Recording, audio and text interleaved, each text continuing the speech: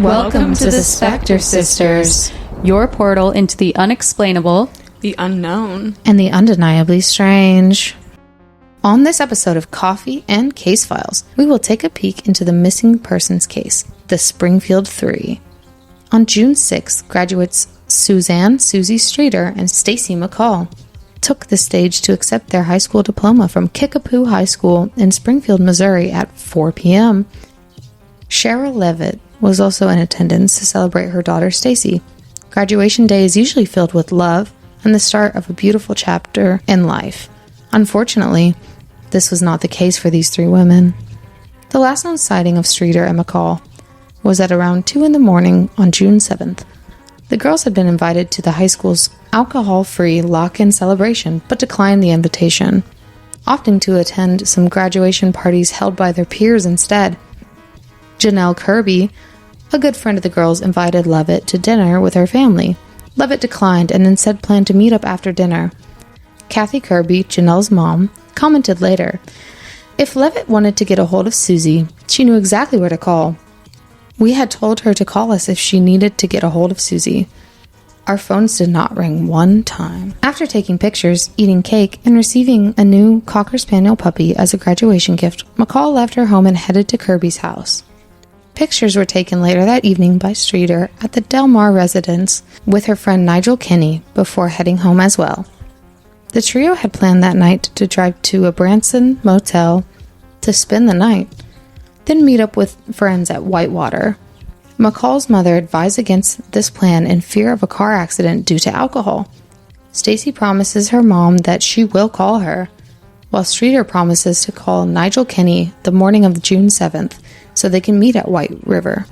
The girls were partying with Janelle Kirby's neighbors in Battlefield before changing plans and instead carpooling to other parties in the Springfield area.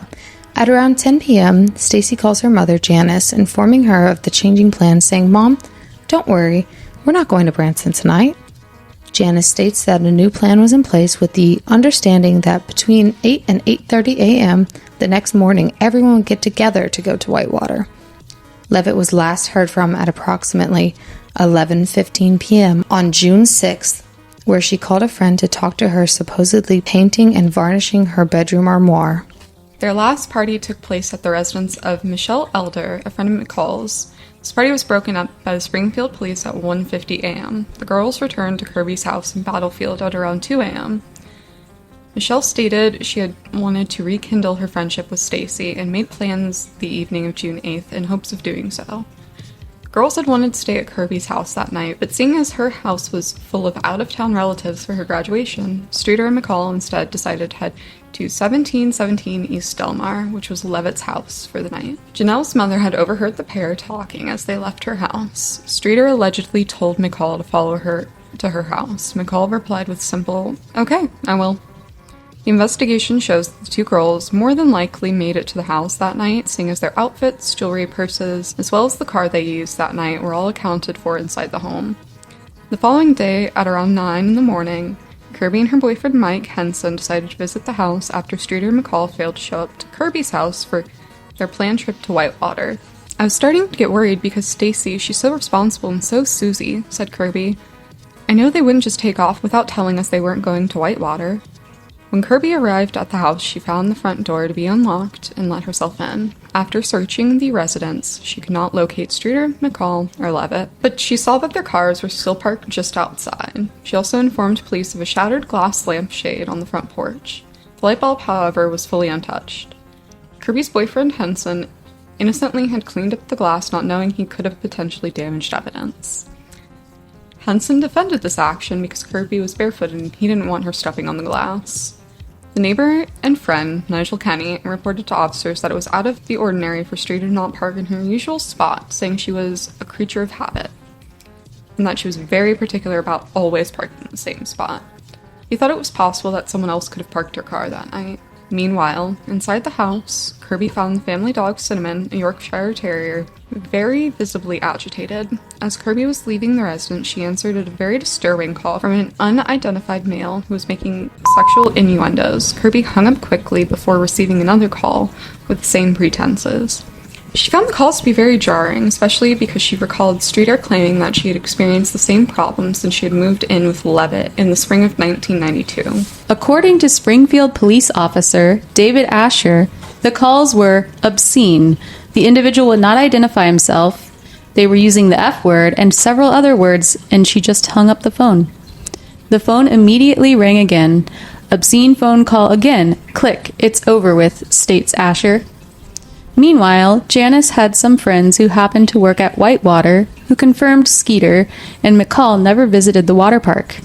Janice had tried to contact Stacy multiple times with no answer, so she headed to the house in a panic to investigate. Once inside the Delmar residence, the dog Cinnamon came barreling towards her. The dog was in there just going crazy, just yipping and crying, Janice explained. She also took note that seemingly all of the girls' belongings were neat and completely untouched. This included $900 worth of cash from Levitt's place of work. Levitt and Streeter's unfinished pack of cigarettes were found inside the house, which seemed out of place. This was considered unusual because Levitt's friends and family referred to her as a chain smoker. The television in Streeter's room was just showing snow, which suggested the girls had started a movie that night.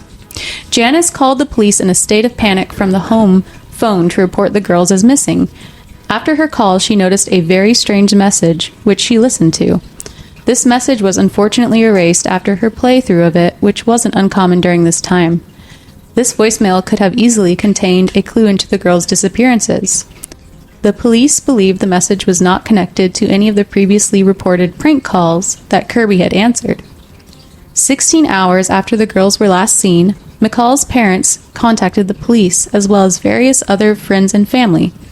These people also showed up to the house to conduct their own searches, which ended up corrupting the crime scene. The police officers estimated that anywhere from 10 to 20 people had been inside the house. These people also emptied ashtrays and cleaned coffee cups and were tidying up the house. When I arrived, the first thing I noticed were several people in the yard. The door was open and people were coming and going from inside the house. Police officer Rick Bookout stated. The officers found no clear signs of any struggle, excluding the broken lampshade. On December 31st, 1992, a man called the hotline for America's Most Wanted with supposed information into the women's disappearances. Unfortunately, this call became disconnected when the operator tried to link the call up with the Springfield investigators. The police said the caller claimed to have prime knowledge of the abductions and urged him to contact them. They never got a call back. Investigators received a tip that the women's bodies were buried in the foundations of the south parking garage at Cox Hospital. In 2007, Rick Norland scanned the garage with a ground-penetrating radar and uncovered 3 anomalies that possibly resembled human bodies. The parking garage began construction in September of 1993, which would have been after the girls were first reported missing. But without any reasonable belief, the Springfield police declined to further investigate, saying the tip provided no evidence or logical reasoning behind this theory at the time or since then. They continued by stating, digging up the area and subsequently reconstructing the structure would be extremely costly, and without any reasonable belief that the bodies could be located there, it is illogical to do so. And for those reasons, SPD does not intend to. Investigations have determined this lead to not be credible. The tip reportedly came from someone who either claimed to be psychic or claimed to have a dream or vision about the case, police said. Other suspects included Susie's ex-boyfriend Dustin Rekla, who was caught breaking into a Springfield mausoleum to steal $30 worth of gold fillings from a skull. This took place a few months before the girls disappeared, but Dustin's friends provided an alibi for him even though they stated they were in the same area as the girls the night they vanished. Another suspect is Larry Dwayne Hall, a theorized serial killer who traveled the Midwest to attend historical reenactments. He is believed to have assaulted and murdered dozens of women. This theory was plausible seeing as Wilson's Creek National Battlefield was located just 5 minutes from the Kirby's home. There also happened to be 2 battle reenactments taking place in the morning and afternoon of June 6th, 1992.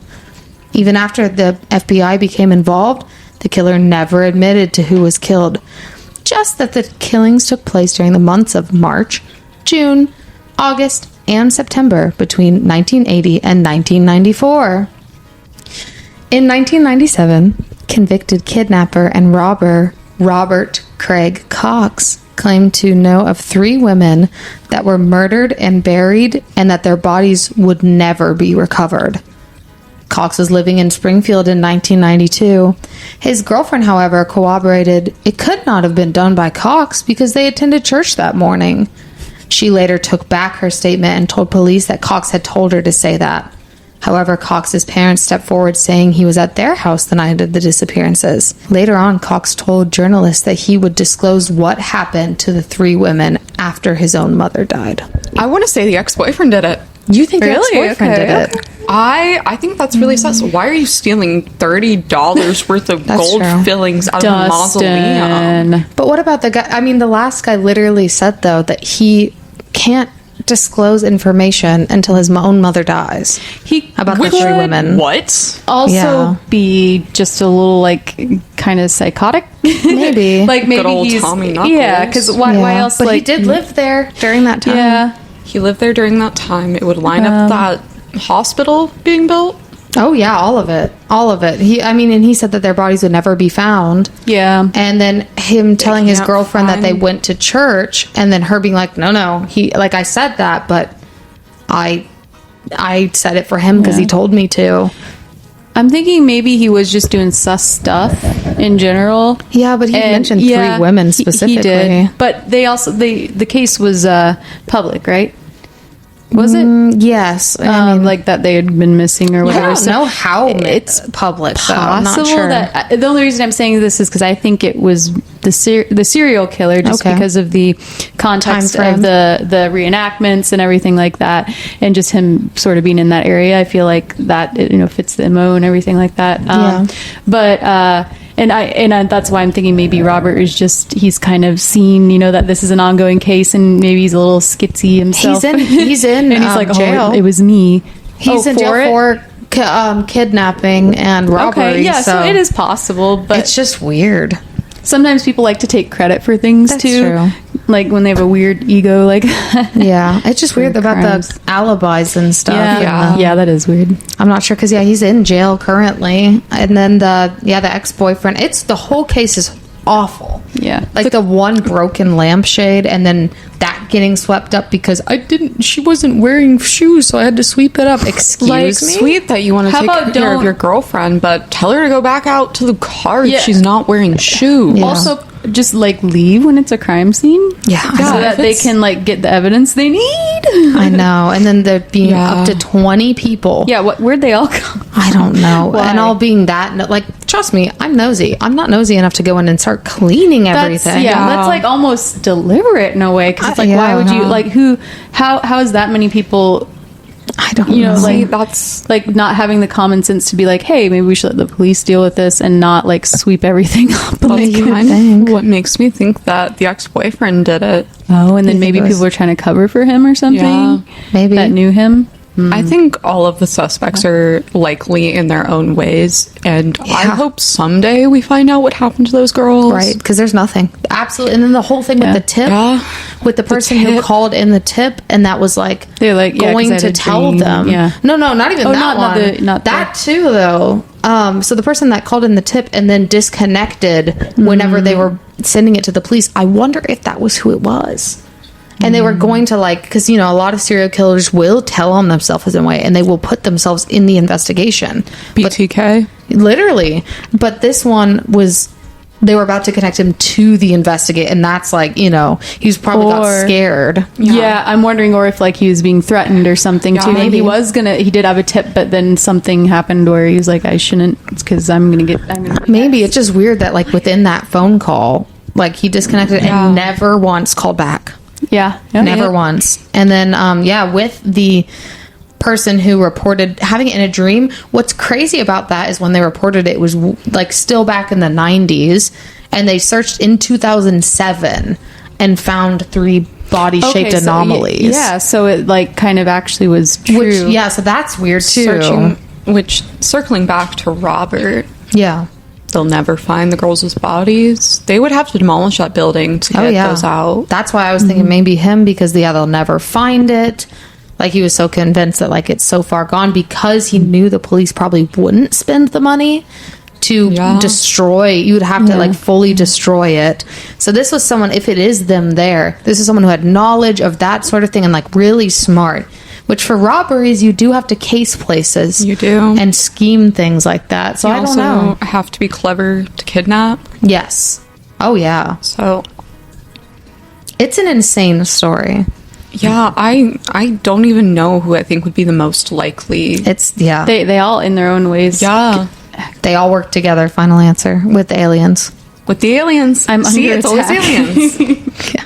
Aliens abducted the girls. Yes, that is. They had to have. Yeah, I know. Yeah, the Springfield 3 is a crazy case. I've heard about it before, but man, to like really like sit and think about it and mull over all of these, it changes your perspective on it. Oh, yeah. Like, they were just graduating, and all three of them. And then for the car to be slightly off, too, is crazy. Because the neighbor was like, oh, I noticed that, like, she always parked in one particular spot. And for this, the first time in ever, it was not parked in that spot. So he, like, even said that he theorized that it probably wasn't her that parked it. Okay. So, like, it could have even been then. Like, it's insane. Like, was it the family? That could possibly explain, good. like, everybody going in and cleaning up everything after the fact. And making sure there was nothing, and why, like, this TV was still on, all the SIGs were there, there was no sign of anything. So part of me could almost see, and, like, all due respect to the family, and I'm so sorry that this happened, and if this isn't true, I don't mean any harm, but it is odd that, like, it seemed as though nothing was amiss. Nothing. Like, they even noted that, like, all their clothes were folded neatly and stuff, and used makeup wipes were there and everything. So they got home and they got settled. And, like, I almost wonder if they would have obviously let family in that night. They would. Yeah, because you said, like, it was just the one broken lamp or something like that. That kind of... And it was It's like graduation. maybe possibly somebody that they knew, so it wasn't like someone was breaking in that they didn't know, and there was more of a commotion. The way that lamp could have been broken, because it's a porch light, correct? Yes. Think about, like, when you get thrown over somebody's shoulder. Yeah. How your legs are up in the air. Yeah. She could have been kicking and fighting and kicked the lamp, and that's how it broke. That's true, because then you wouldn't be touching anything around you because you're too high up. Maybe. Yeah. I could see that. It's just, Yeah. I wonder if it was because, like, everyone had family in town that weekend, and maybe someone got too drunk, and to cover it up, they just said, go big or go home, pretty much. It was all three of them, though, too. It was so all it's three. Like, So the mom- that's kind of crazy. Yeah, the mom, her it daughter, was- and best friend. Yeah, because if it was an accident, then, you'd think maybe it was, like, one of them, but I don't know. Yeah, Like, it's crazy Maybe, that- I don't know. I don't think it could be one person. No, Not for three people with no signs of struggle is crazy. No, yeah. Unless they knew the person, they're like, oh, hey, I'm That's- going to go yeah. do this, and I want you guys to come with me. And the mom's like, well, she's not my kid, so I'm going to go with you guys. Yeah. For, like, protection purposes and get lured away. Yeah. Yeah, because for three, Go like you said, elsewhere. for three of them with no struggle, like, Yeah. if one saw something happening, then, like, yeah, And it obviously, had like, to be at the house because Yeah. everything was there. Every jewelry, every dollar is crazy. $900 in cash sitting there. I definitely think the Like- three of them had to have been taken to a second location. And they had to. Like, there's Yeah. no Yeah. way. like they went with somebody that they Yeah. trusted. Yeah, because it was like 'Cause, confirmed. yeah. Everything was confirmed up until the house. And when they got in the house, everything is there. Everything. Like the smokes. Like they even noted like a open bottle of like Coke and like just everything. All the makeup wipes. So it was clearly like done. I mean, I think, and I didn't put this in my research, but I think oddly enough, the only other thing that was kind of missing, which is gross, was one of the girls' pairs of underwear, which is odd, but also some people just don't like wearing underwear, so sometimes you don't know. Yeah. But like, you know, I don't know. That was odd. She like briefly mentioned it when I was researching, but it might not have anything to do with it because everything else was pristine. And there's a dog. Dogs are known for doing stuff like chewing underwear. That's true. And completely eating them sometimes. Yeah. Well, and the dog was freaking out. Yeah. So like everyone that saw Cinnamon was like, wow, like she came barreling towards me where the was Cinnamon. words. She ate them. She ate them, and She Robert went werewolf mode, and Robert saw She the went dog man mode. Dog man. Cinnamon's dog man confirmed. Yeah, Cinnamon is dog man confirmed. It's just such a crazy case. I have no like.